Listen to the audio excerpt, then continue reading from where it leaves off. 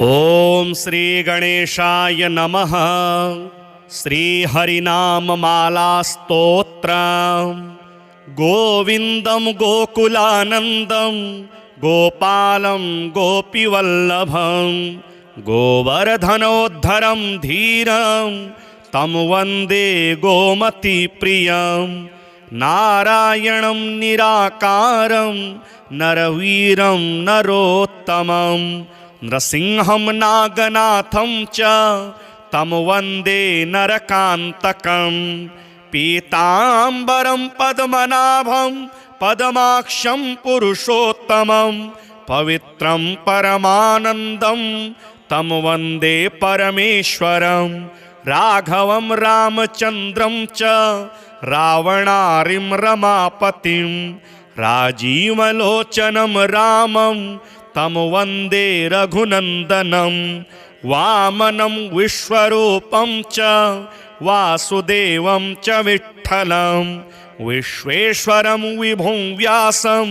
तं वन्दे वेदवल्लभं। दामोदरं दिव्यसिंहं दयालुं दीननायकं दैत्यारिं देवदेवेशं तं वन्दे देवकीसुतं। मुरारिं माधवं मत्स्यं मुकुन्दं मुष्टिमर्दनं मुञ्जकेशं महाबाहुं तं वन्दे मधुसूदनं। केशवं कमलाकान्तं कामेशं कौस्तुभप्रियं कौमोदकीधरं कृष्णं तं वन्दे कौरवान्तकं। भूधरं भुवनानन्दं भूतेशं भूतनायकं भावनेकं भुजङ्गेशं तं वन्दे भवनाशनं। जनार्दनं जगन्नाथं जगज्जाड्यविनाशकं जमदग्निं परं ज्योतिस्तं वन्दे जलशायिनं। चतुर्भुजं चिदानन्दं मल्लचाणूरमर्दनं चराचर गुरुं देवं तं वन्दे चक्रपाणिनं। श्रियःकरं श्रियोनाथं श्रीधरं श्रीवरप्रदं श्रीवत्सलधरं सौम्यं तं वन्दे श्रीसुरेश्वरं। योगीश्वरं यज्ञपतिं यशोदानन्ददायकं यमुनाजलकल्लोलं तं वन्दे यदुनायकं। शालिग्रामशीलशुद्धं शङ्खचक्रोपशोभितं सुरासुरैः सदा सेव्यं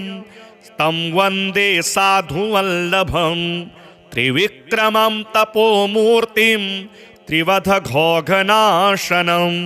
त्रिस्थलं तीर्थराजेन्द्रं तं वन्दे तुलसीप्रियम्। अनन्तमादिपुरुषम् अच्युतं च वरप्रदम् आनन्दं च सदानन्दं तं वन्दे चाघनाशनं। लीलया धृतभूधारं लोकसत्त्वैकवन्दितं लोकेश्वरं च श्रीकान्तं तं वन्दे लक्ष्मणप्रियं। हरिं च हरिणाक्षं च हरिनाथं हरप्रियं हलायुधसहायं च तं वन्दे हनुमत्प्रियं। हरिनामकृता माला पवित्रा पापनाशिनी बलिराजेन्द्रेण चोक्ता कण्ठे धार्या प्रयत्नतः। गोविन्दं गोकुलानन्दं गोपालं गोपीवल्लभं गोवर्धनोद्धरं धीरं तं वन्दे गोमतीप्रियं। नारायणं निराकारं नरवीरं नरोत्तमं नृसिंहं नागनाथं च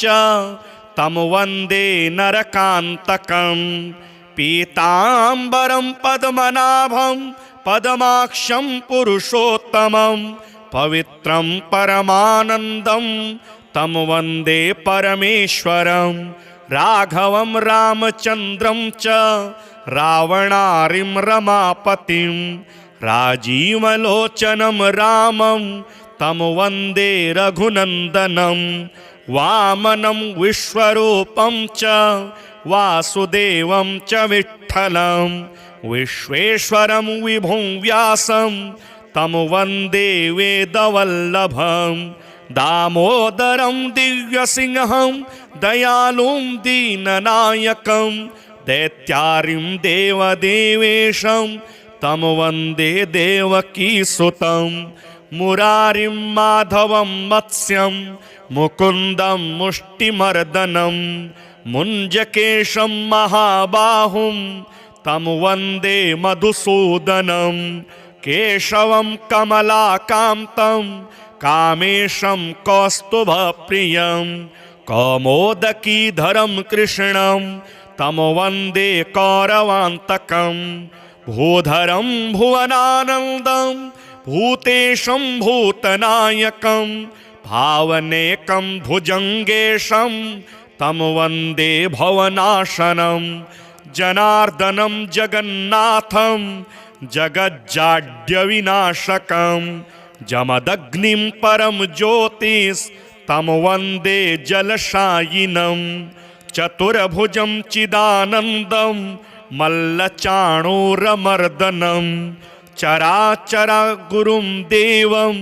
तं वन्दे चक्रपाणिनं श्रियःकरं श्रियोनाथं श्रीधरं श्रीवरप्रदं श्रीवत्सलधरं सौम्यं तं वन्दे श्रीसुरेश्वरं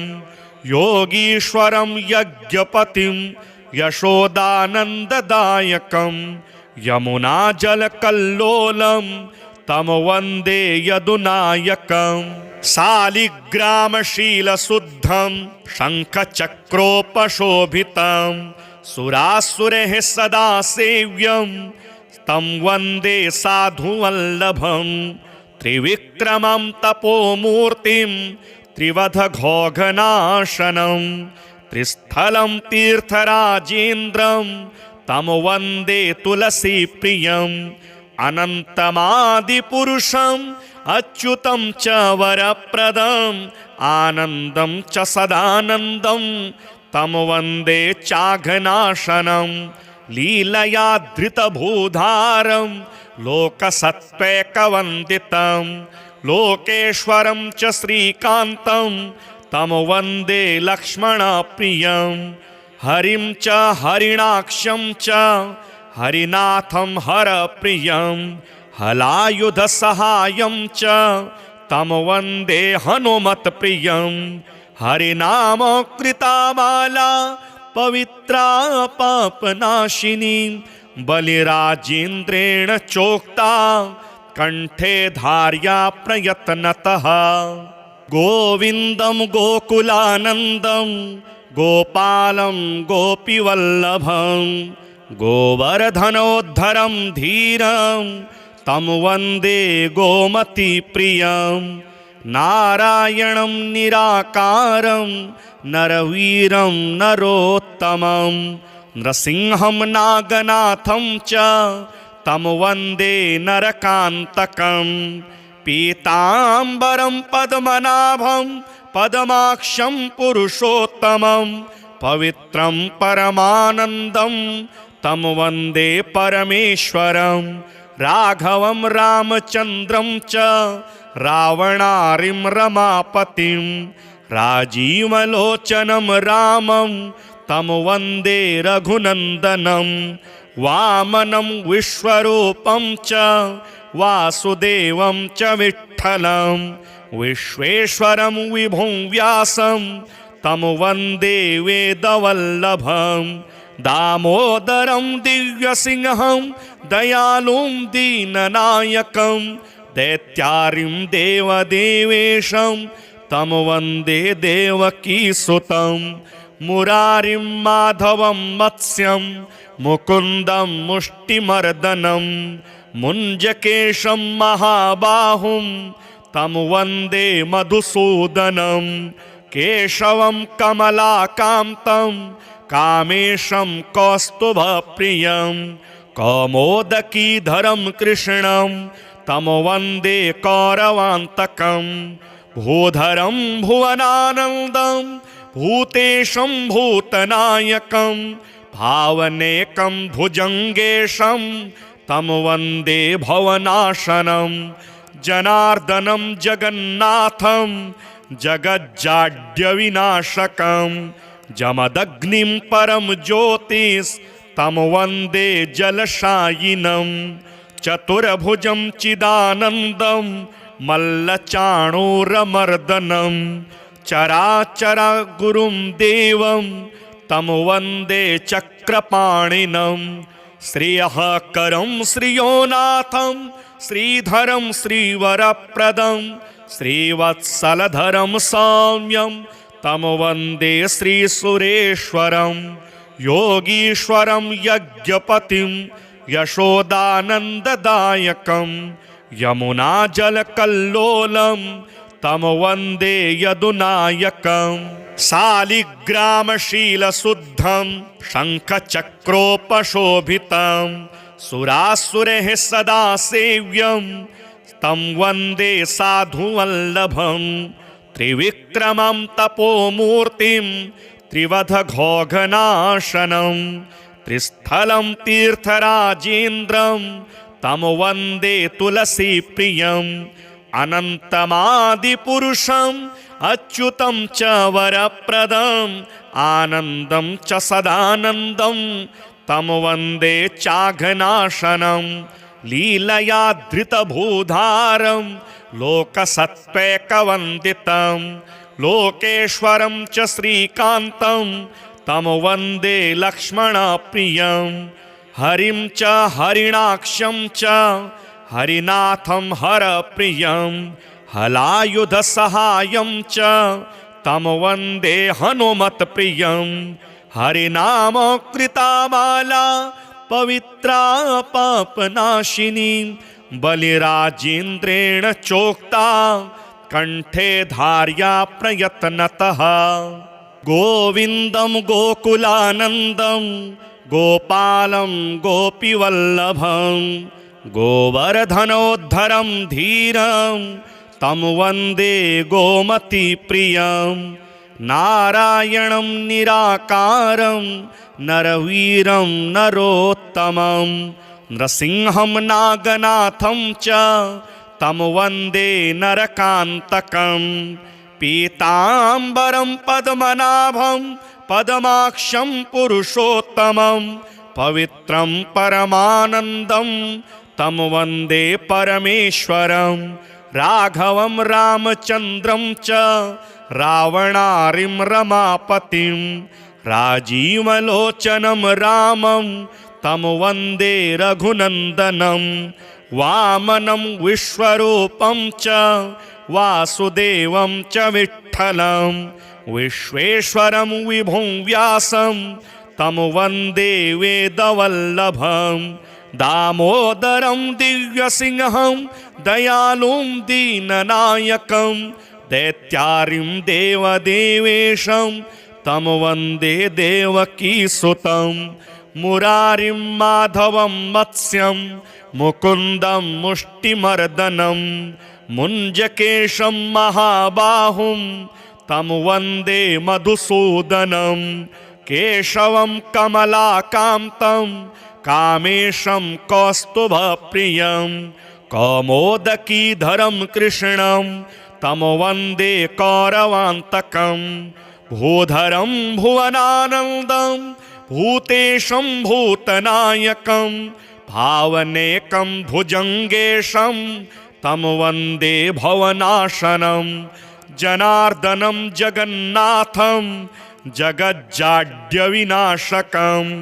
जमदग्निं परं ज्योतिस्तं वन्दे जलशायिनं चतुर्भुजं चिदानन्दं मल्लचाणूरमर्दनं चराचरगुरुं देवं तं वन्दे चक्रपाणिनं श्रियःकरं श्रियोनाथं श्रीधरं श्रीवरप्रदं श्रीवत्सलधरं सौम्यं तं वन्दे श्रीसुरेश्वरं योगीश्वरं यज्ञपतिं यशोदानन्ददायकं यमुनाजलकल्लोलं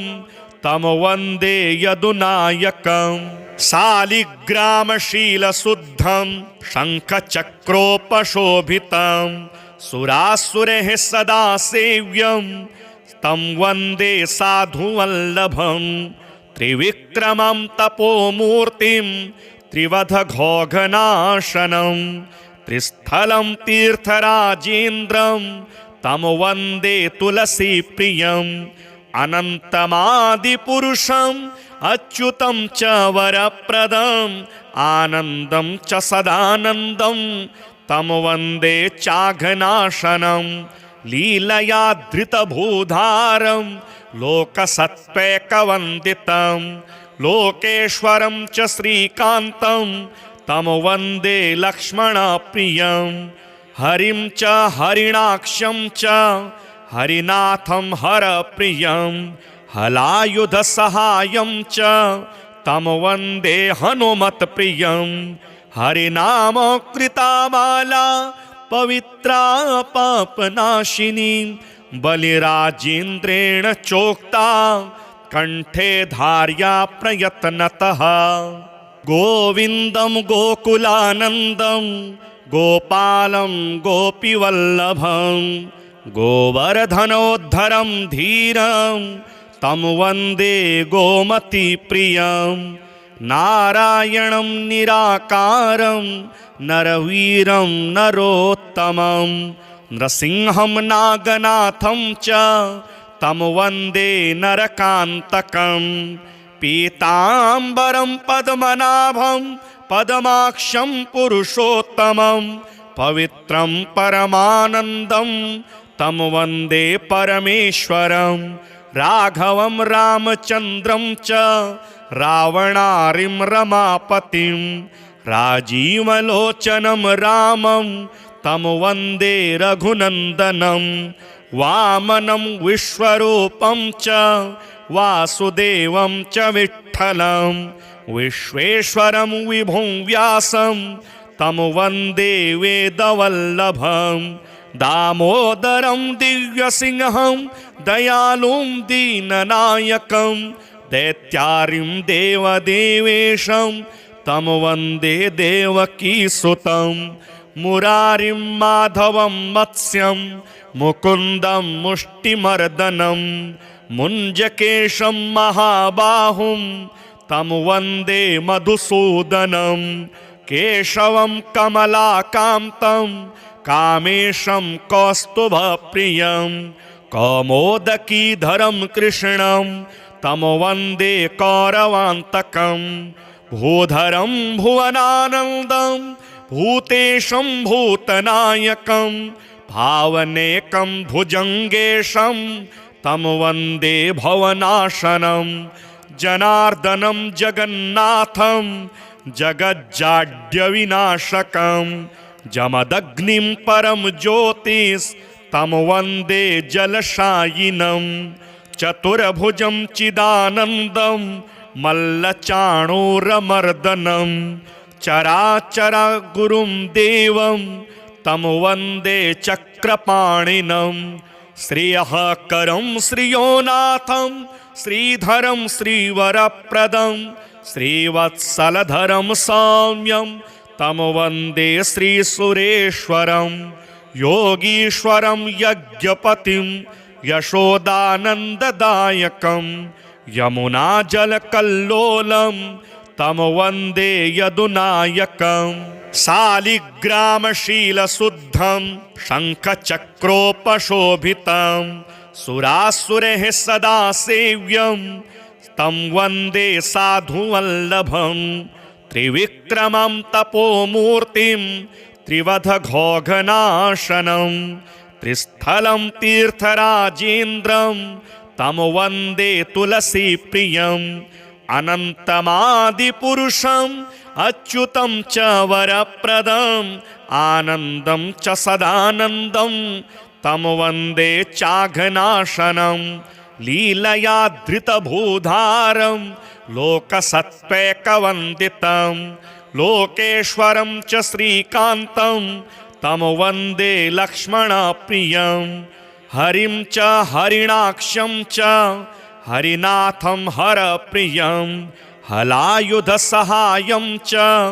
तं वन्दे हनुमत्प्रियं हरिनामकृतामाला पवित्रा पापनाशिनी बलिराजेन्द्रेण चोक्ता कंठे धार्या प्रयत्नतः गोविन्दं गोकुलानन्दं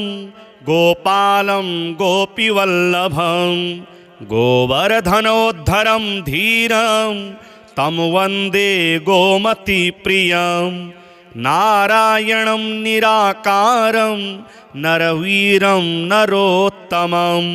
नृसिंहं नागनाथं च तं वन्दे नरकान्तकं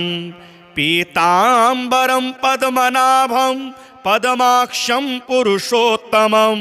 पवित्रं परमानन्दं तं वन्दे परमेश्वरं राघवं रामचन्द्रं च रावणारिं रमापतिं राजीवलोचनं रामं तं वन्दे रघुनन्दनं वामनं विश्वरूपं च वासुदेवं च विठ्ठलं विश्वेश्वरं विभुं व्यासं तं वन्दे वेदवल्लभं दामोदरं दिव्यसिंहं दयालुं दीननायकं दैत्यारिं देवदेवेशं तं वन्दे देवकीसुतं मुरारिं माधवं मत्स्यं मुकुन्दं मुष्टिमर्दनं मुञ्जकेशं महाबाहुं तं वन्दे मधुसूदनं केशवं कमलाकान्तं कामेशं कौस्तुभप्रियं कौमोदकीधरं कृष्णं तं वन्दे कौरवान्तकं भूधरं भुवनानन्दं भूतेशं भूतनायकं भावनेकं भुजङ्गेशं तं वन्दे भवनाशनं जनार्दनं जगन्नाथं जगज्जाड्यविनाशकं जमदग्निं परं ज्योतिस्तं वन्दे जलशायिनं चतुर्भुजं चिदानन्दं मल्लचाणूरमर्दनं चराचरगुरुं देवं तं वन्दे चक्रपाणिनं श्रियःकरं श्रियोनाथं श्रीधरं श्रीवरप्रदं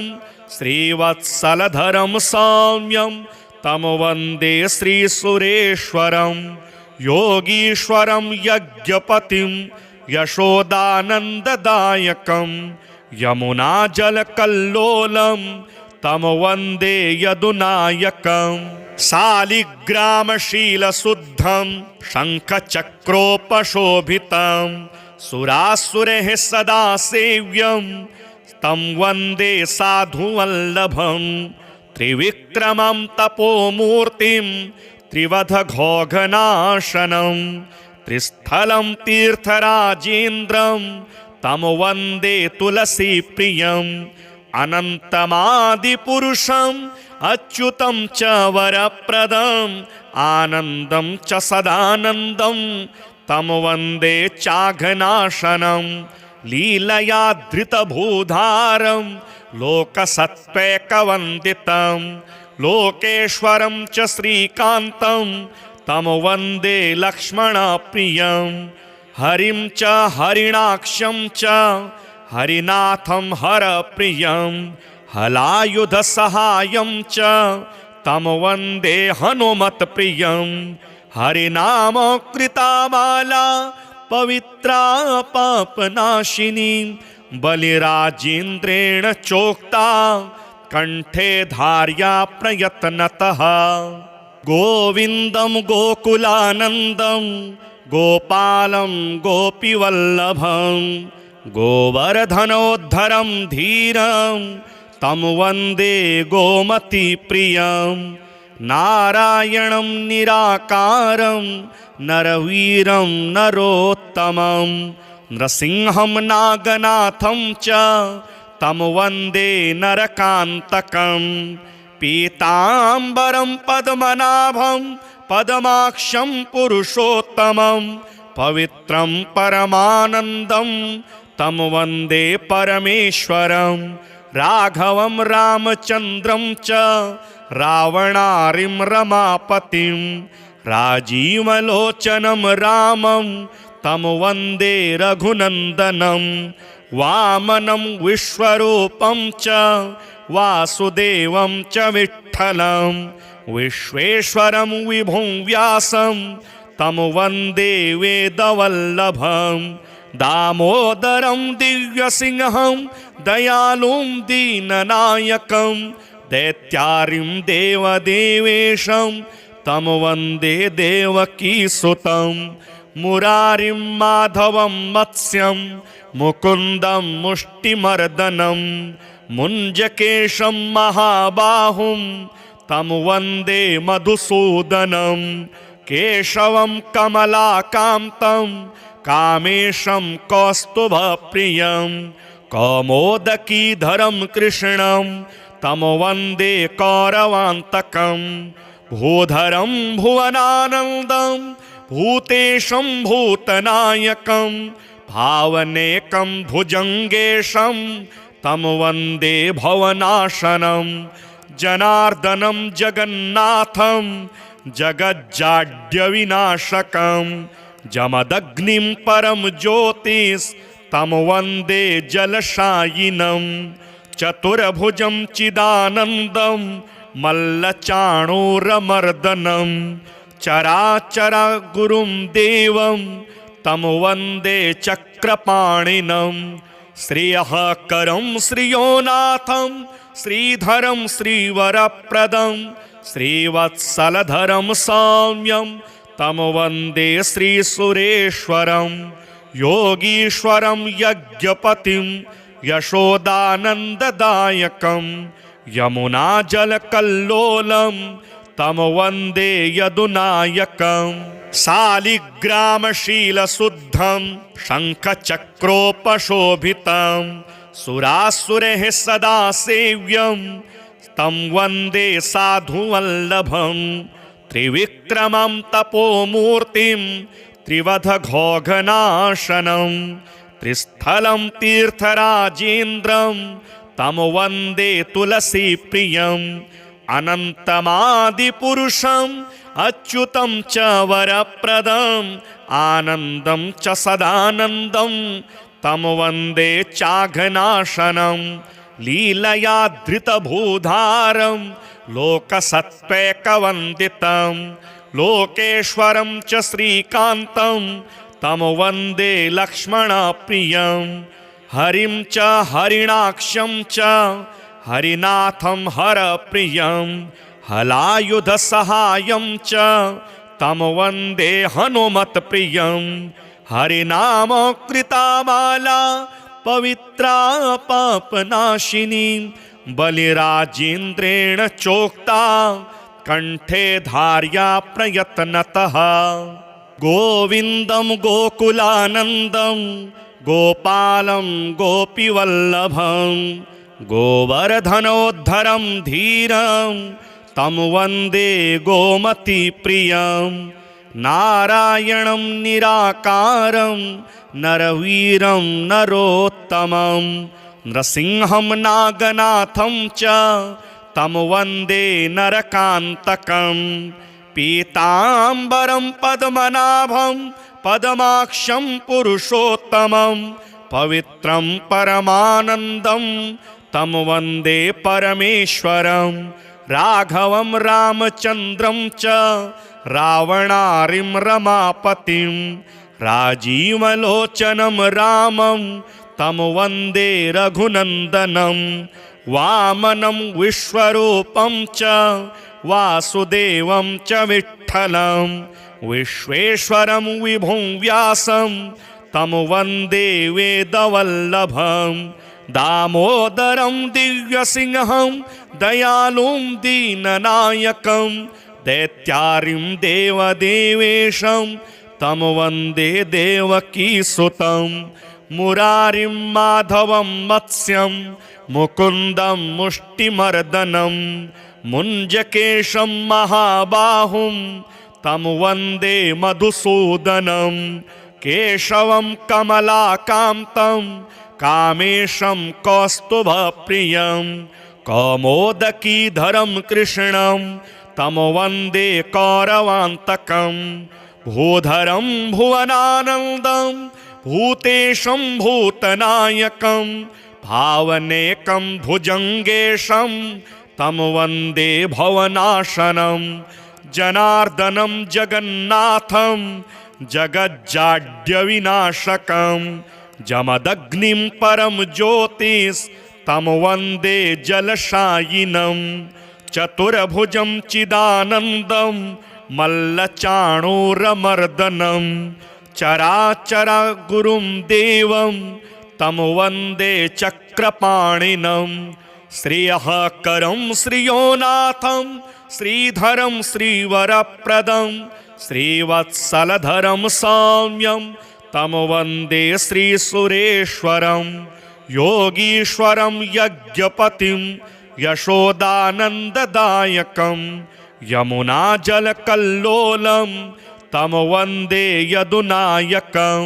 शालिग्रामशीलशुद्धं शङ्खचक्रोपशोभितं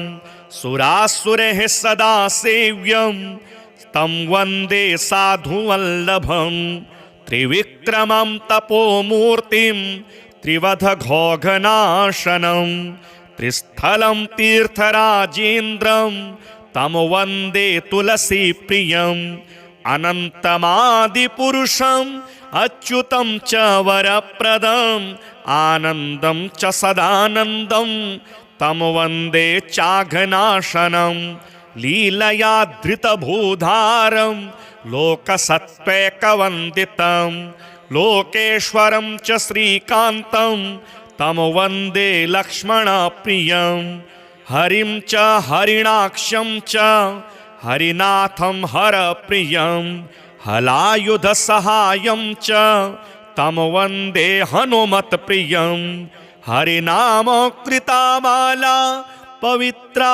पापनाशिनी बलिराजेन्द्रेण चोक्ता कण्ठे धार्या प्रयत्नतः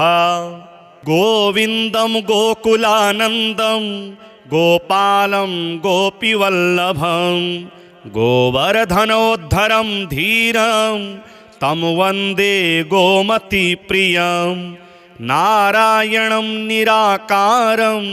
नरवीरं नरोत्तमं नृसिंहं नागनाथं च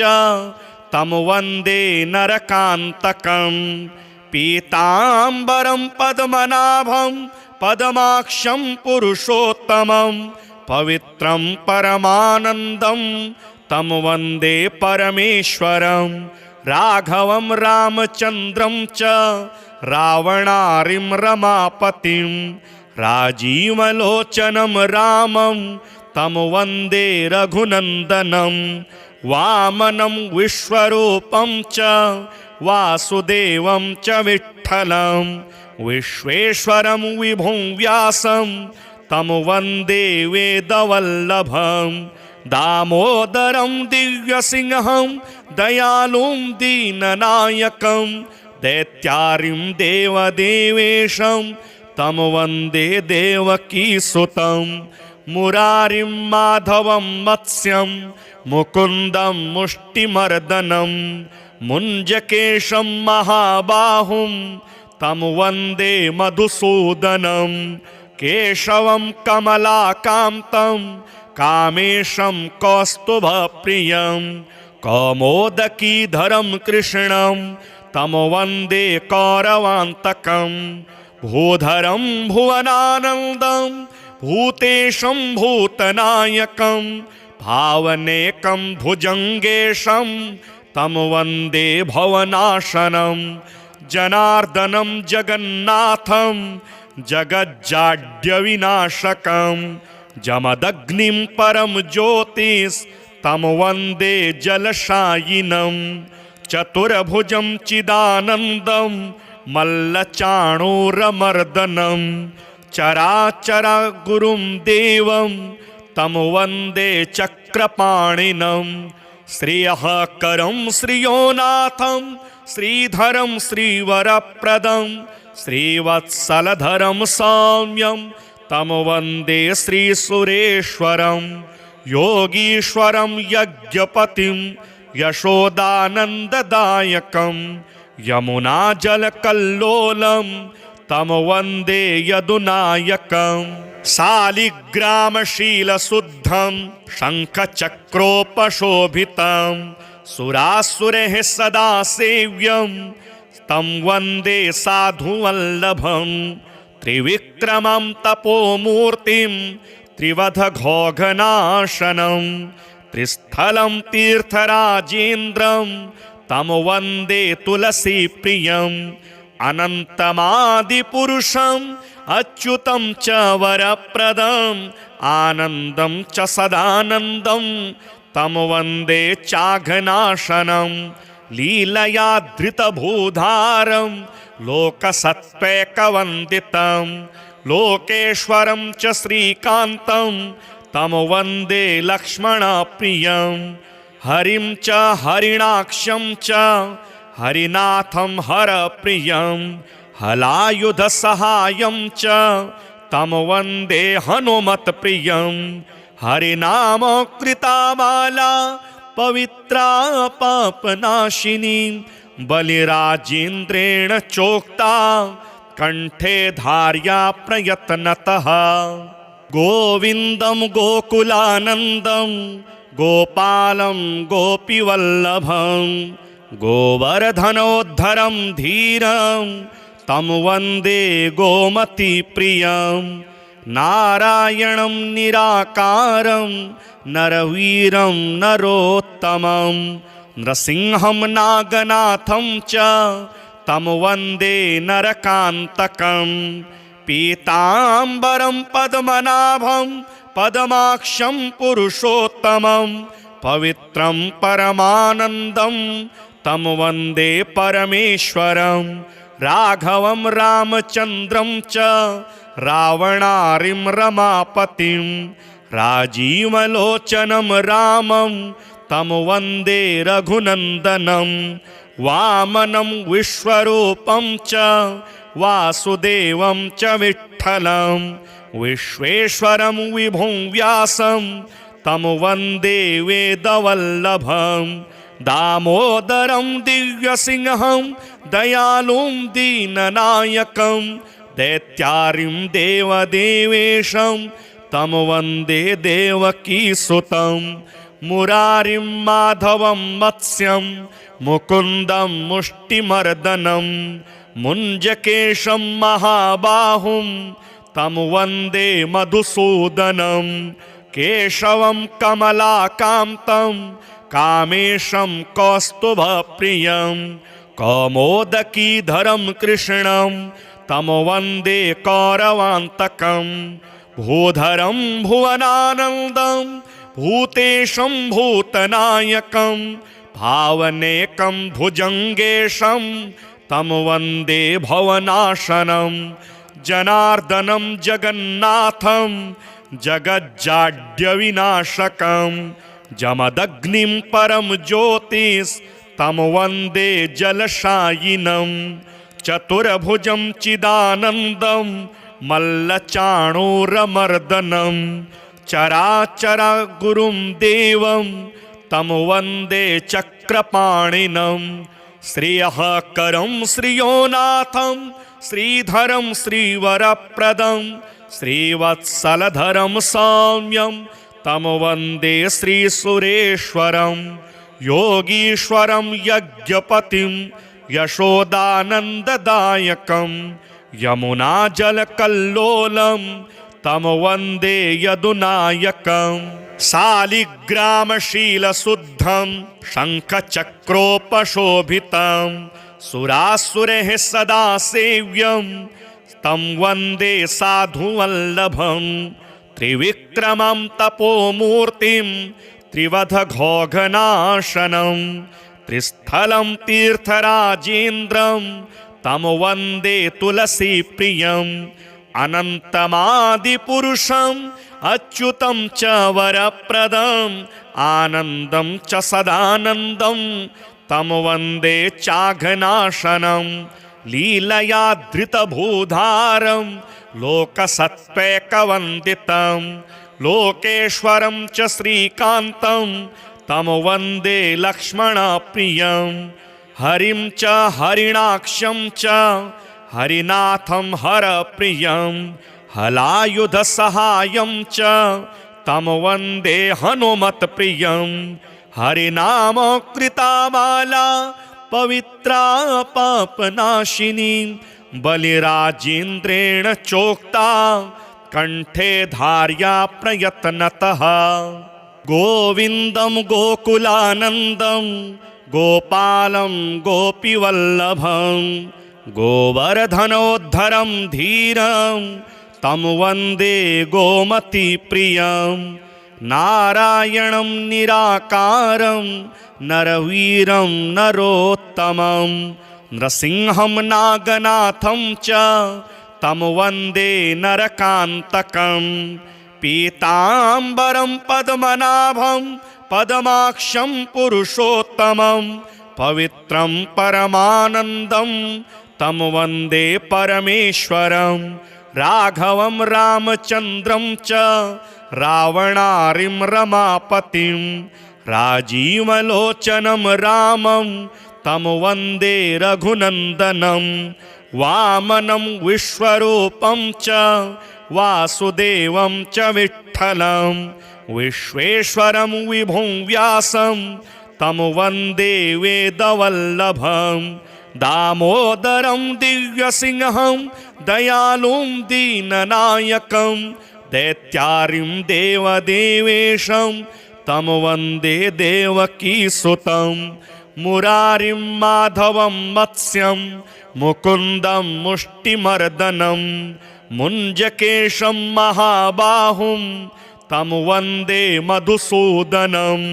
केशवं कमलाकान्तं कामेशं कौस्तुभप्रियं कौमोदकीधरं कृष्णं तं वन्दे कौरवान्तकं भूधरं भुवनानन्दं भूतेशं भूतनायकं भावनेकं भुजङ्गेशं तं वन्दे भवनाशनं जनार्दनं जगन्नाथं जगज्जाड्यविनाशकं जमदग्निं परं ज्योतिस्तं वन्दे जलशायिनं चतुर्भुजं चिदानन्दं मल्लचाणूरमर्दनं चराचरगुरुं देवं तं वन्दे चक्रपाणिनं श्रियःकरं श्रियोनाथं श्रीधरं श्रीवरप्रदं श्रीवत्सलधरं सौम्यं तं वन्दे श्रीसुरेश्वरं योगीश्वरं यज्ञपतिं यशोदानन्ददायकं यमुनाजलकल्लोलं तं वन्दे यदुनायकं शालिग्रामशीलशुद्धं शङ्खचक्रोपशोभितं सुरासुरैः सदा सेव्यं तं वन्दे साधुवल्लभं त्रिविक्रमं तपोमूर्तिं त्रिवधघोघनाशनं त्रिस्थलं तीर्थराजेन्द्रं तं वन्दे तुलसीप्रियम् अनन्तमादिपुरुषम् अच्युतं च वरप्रदम् आनन्दं च सदानन्दं तं वन्दे चाघनाशनं लीलया धृतभूधारं लोकसत्त्वैकवन्दितं लोकेश्वरं च श्रीकान्तं तं वन्दे लक्ष्मणप्रियं हरिं च हरिणाक्षं च हरिनाथं हरप्रियं हलायुधसहायं च तं वन्दे हनुमत्प्रियं हरिनाम कृतामाला पवित्रा पापनाशिनी बलिराजेन्द्रेण चोक्ता कंठे धार्या प्रयत्नतः गोविन्दं गोकुलानन्दं गोपालं गोपीवल्लभं गोवर्धनोद्धरं धीरं तं वन्दे गोमतीप्रियं नारायणं निराकारं नरवीरं नरोत्तमं नृसिंहं नागनाथं च तं वन्दे नरकान्तकं पीताम्बरं पद्मनाभं पद्माक्षं पुरुषोत्तमं पवित्रं परमानन्दं तं वन्दे परमेश्वरं राघवं रामचन्द्रं च रावणारिं रमापतिं राजीवलोचनं रामं तं वन्दे रघुनन्दनं वामनं विश्वरूपं च वासुदेवं च विठ्ठलं विश्वेश्वरं विभुं व्यासं तं वन्दे वेदवल्लभं दामोदरं दिव्यसिंहं दयालुं दीननायकं दैत्यारिं देवदेवेशं तं वन्दे देवकीसुतं मुरारिं माधवं मत्स्यं मुकुन्दं मुष्टिमर्दनं मुञ्जकेशं महाबाहुं तं वन्दे मधुसूदनं केशवं कमलाकान्तं कामेशं कौस्तुभप्रियं कौमोदकीधरं कृष्णं तं वन्दे कौरवान्तकं भूधरं भुवनानन्दं भूतेशं भूतनायकं भावनेकं भुजङ्गेशं तं वन्दे भवनाशनं जनार्दनं जगन्नाथं जगज्जाड्यविनाशकं जमदग्निं परं ज्योतिस्तं वन्दे जलशायिनं चतुर्भुजं चिदानन्दं मल्लचाणूरमर्दनं चराचरगुरुं देवं तं वन्दे चक्रपाणिनं श्रियःकरं श्रियोनाथं श्रीधरं श्रीवरप्रदं श्रीवत्सलधरं सौम्यं तं वन्दे श्रीसुरेश्वरं योगीश्वरं यज्ञपतिं यशोदानन्ददायकं यमुनाजलकल्लोलं तं वन्दे यदुनायकं शालिग्रामशीलशुद्धं शङ्खचक्रोपशोभितं सुरासुरैः सदा सेव्यं तं वन्दे साधुवल्लभं त्रिविक्रमं तपोमूर्तिं त्रिवधघोघनाशनं त्रिस्थलं तीर्थराजेन्द्रं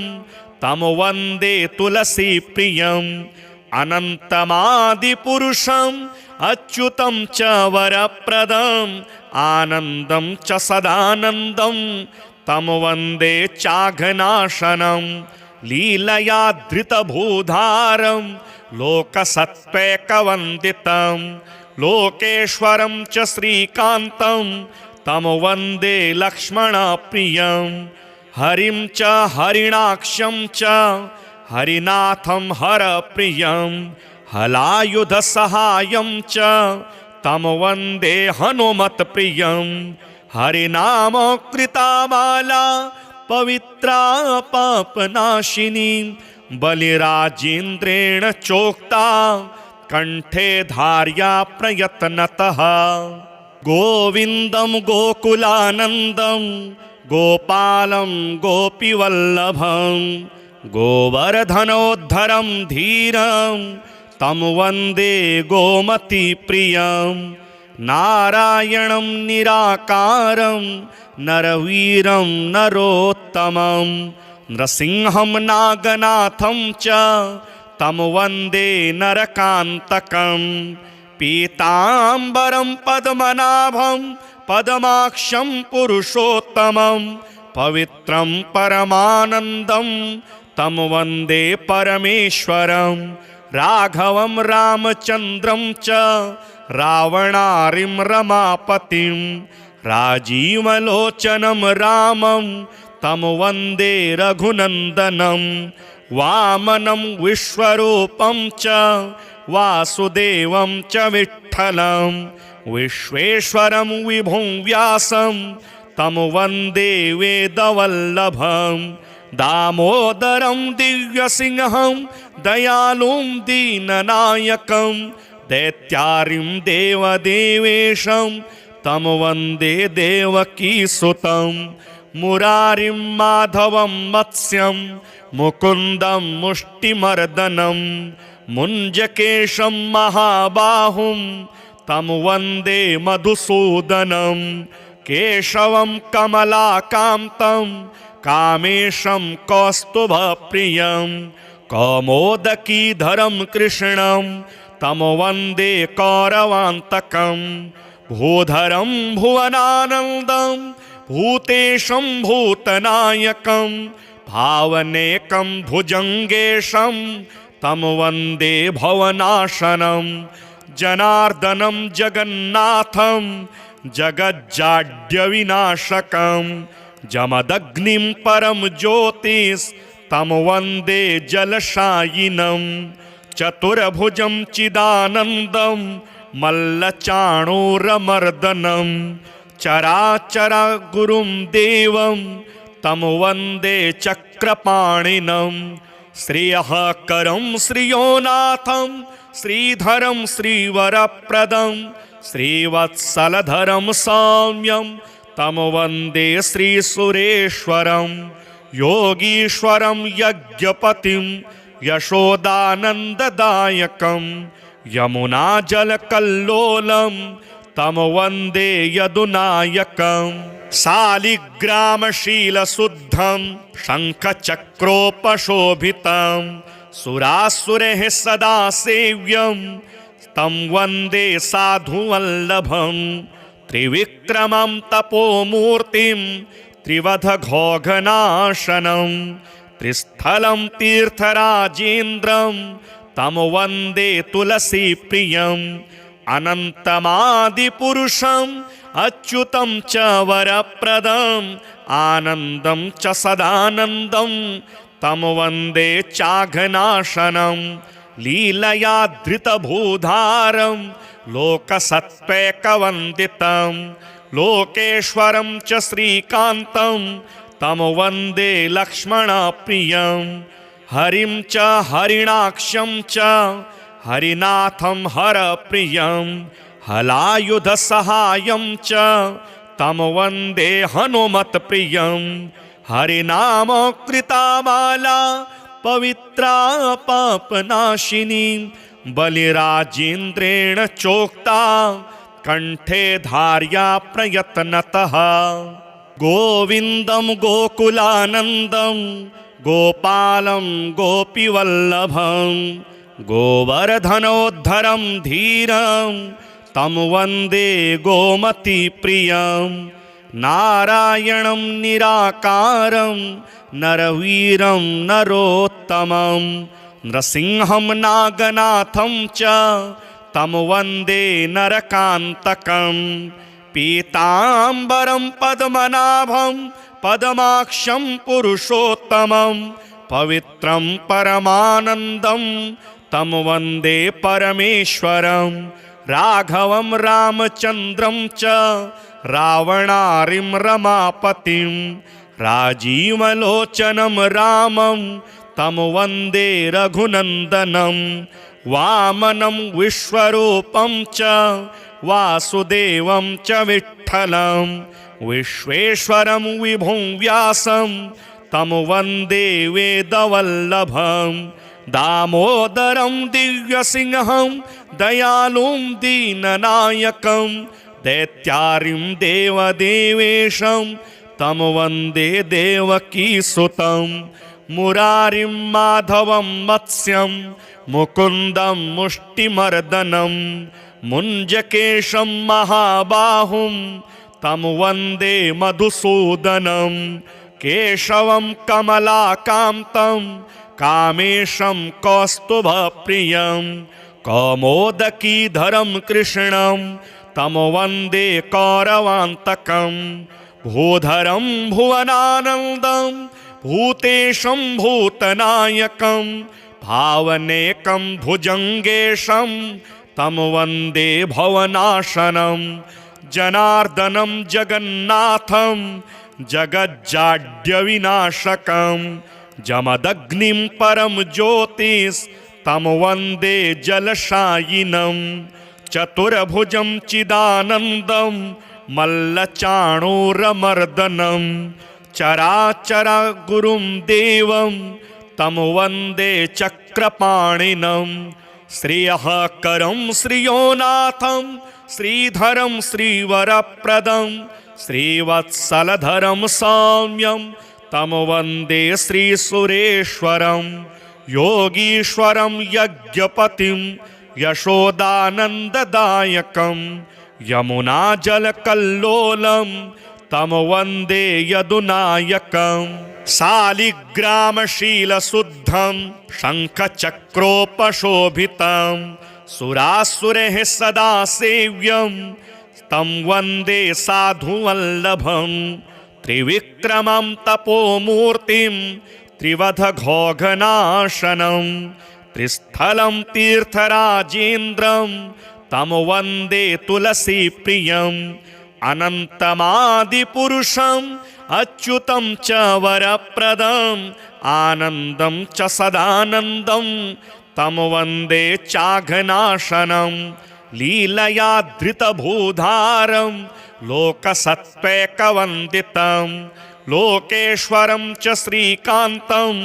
तं वन्दे लक्ष्मणप्रियं हरिं च हरिणाक्षं च हरिनाथं हरप्रियं हलायुधसहायं च तं वन्दे हनुमत्प्रियं हरिनामकृतामाला पवित्रा पापनाशिनी बलिराजेन्द्रेण चोक्ता कण्ठे धार्या प्रयत्नतः गोविन्दं गोकुलानन्दं गोपालं गोपीवल्लभं गोवर्धनोद्धरं धीरं तं वन्दे गोमतीप्रियं नारायणं निराकारं नरवीरं नरोत्तमं नृसिंहं नागनाथं च तं वन्दे नरकान्तकं पीताम्बरं पद्मनाभं पद्माक्षं पुरुषोत्तमं पवित्रं परमानन्दं तं वन्दे परमेश्वरं राघवं रामचन्द्रं च रावणारिं रमापतिं राजीवलोचनं रामं तं वन्दे रघुनन्दनं वामनं विश्वरूपं च वासुदेवं च विठ्ठलं विश्वेश्वरं विभुं व्यासं तं वन्दे वेदवल्लभं दामोदरं दिव्यसिंहं दयालुं दीननायकं दैत्यारिं देवदेवेशं तं वन्दे देवकीसुतं मुरारिं माधवं मत्स्यं मुकुन्दं मुष्टिमर्दनं मुञ्जकेशं महाबाहुं तं वन्दे मधुसूदनं केशवं कमलाकान्तं कामेशं कौस्तुभप्रियं